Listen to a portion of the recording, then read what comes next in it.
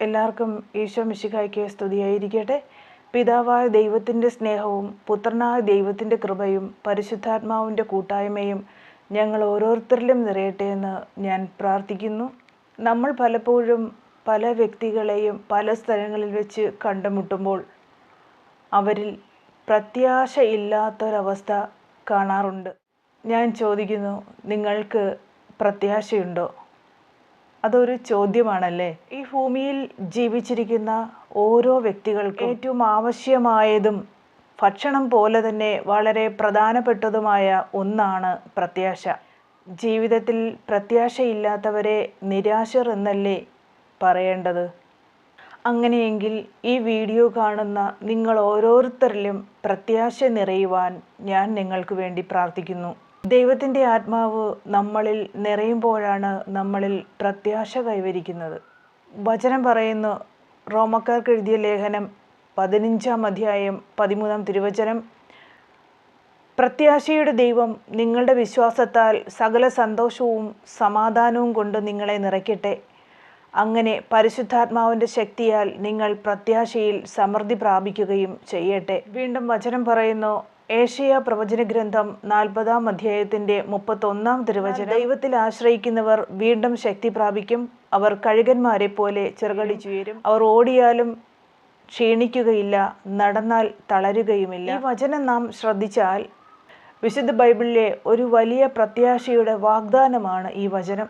ഇതിൽ നിന്ന് നമുക്ക് മനസ്സിലാക്കാം, മനുഷ്യ മനസ്സിന് പ്രത്യാശ വേണമെങ്കിൽ തീർച്ചയായും നാം ദൈവത്തിൽ ആശ്രയിക്കണം. ഇതൊരു ചെറിയ കാര്യമല്ല.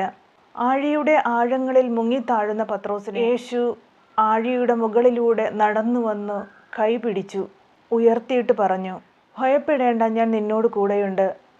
സംഭ്രമിക്കേണ്ട, ഞാനാണോ നിന്റെ ദൈവം. ഇവിടെ പ്രതിസന്ധിയിൽപ്പെട്ട് പ്രത്യാശ നശിച്ചുകൊണ്ടിരുന്ന പത്രോസിനെ യേശു തന്നെ നേരിട്ട് വന്നാണ് പ്രത്യാശ കൊടുത്തത്. നമ്മുടെ ദൈവം പ്രത്യാശയുടെ ദൈവമാണ്. ഇതാ വചനം പറയുന്നു, 1 പത്രോസ് 1:4, അവിടുന്ന് തൻ്റെ കാരുണ്യാതിരേകത്താൽ യേശു ക്രിസ്തുവിൻ്റെ മരിച്ചവരിൽ നിന്നുള്ള ഉദ്ധാനം വഴി സജീവമായ പ്രത്യാശയിലേക്കും നിങ്ങൾക്കായി സ്വർഗത്തിൽ കാത്തു സൂക്ഷിക്കപ്പെടുന്ന അക്ഷയവും കളങ്കരഹിതവും ഒളിമങ്ങാത്തതുമായ അവകാശത്തിലേക്കും നമ്മെ വീണ്ടും ജനിപ്പിച്ചിരിക്കുന്നു. ഭൂമിയിൽ നമുക്ക് ചിലപ്പോൾ നിരാശകൾ വന്നേക്കാം. കാരണം നമുക്ക് ചുറ്റുമുള്ള ലോകത്തിൻ്റെ നെഗറ്റീവുകൾ നമ്മുടെ മനസ്സിനെ വേദനിപ്പിച്ചേക്കാം. എന്നാലും വചനം പറയുന്നു, 1 പത്രോസ് 1:6, അല്പകാലത്തേക്ക് വിവിധ പരീക്ഷകൾ നിമിത്തം നിങ്ങൾക്ക് വ്യസനിക്കേണ്ടി വന്നാലും അതിൽ ആനന്ദിക്കുവിൻ. കാരണം അഗ്നിശോധനയെ അതിജീവിക്കുന്ന നശ്വരമായ സ്വർണത്തേക്കാൾ വിലയേറിയതായിരിക്കും പരീക്ഷകളെ അതിജീവിക്കുന്ന നിങ്ങളുടെ വിശ്വാസം. ഹല്ലേലൂയ. ഈ വചനം നമുക്ക് മനസ്സിലാക്കി തരുന്നത് പ്രത്യാശയ്ക്ക് വിശ്വാസവുമായി ബന്ധമുണ്ട് എന്നാണ്. അതുകൊണ്ടാണ് ഹെബ്രായർ ലേഖനം 11-ാം അധ്യായത്തിൻ്റെ 1-ാം തിരുവചനം പറയുന്നത്, വിശ്വാസം എന്നത് പ്രത്യാശിക്കുന്നവ ലഭിക്കുമെന്ന ഉറപ്പും കാണപ്പെടാത്തവ ഉണ്ട് എന്ന ബോധ്യവുമാണ്. അതുകൊണ്ട് തന്നെ ഞാൻ പറയുന്നു, നിങ്ങളുടെ മനസ്സിൻ്റെ പ്രത്യാശയെ നശിപ്പിക്കരുത്. നിങ്ങൾക്ക് ചുറ്റുമുള്ള നെഗറ്റീവുകളിലേക്ക് നോക്കി സമയം കളയാതെ നിത്യമായ പ്രത്യാശയായ ഈശോയുടെ മുഖത്തേക്ക് നോക്കുക. റോമക്കാർക്ക് എഴുതിയ ലേഖനം 12-ാം അധ്യായത്തിൻ്റെ 12-ാം തിരുവചനം പറയുന്നു, പ്രത്യാശയിൽ നിങ്ങൾ സന്തോഷിക്കുവിൻ, ക്ലേശങ്ങളിൽ സഹനശീലരായിരിക്കുവിൻ, പ്രാർത്ഥനയിൽ സ്ഥിരതയുള്ളവരായിരിക്കുവിൻ. വചനം പറയുന്നു, ഹെബ്രായർ ലേഖനം 10-ാം അധ്യായം 23-ാം തിരുവചനം, നമ്മോട് വാഗ്ദാനം ചെയ്തിരിക്കുന്നവൻ വിശ്വസ്തനാകിയാൽ നമ്മുടെ പ്രത്യാശ ഏറ്റുപറയുന്നതിൽ നാം സ്ഥിരതയുള്ളവർ ആയിരിക്കണം.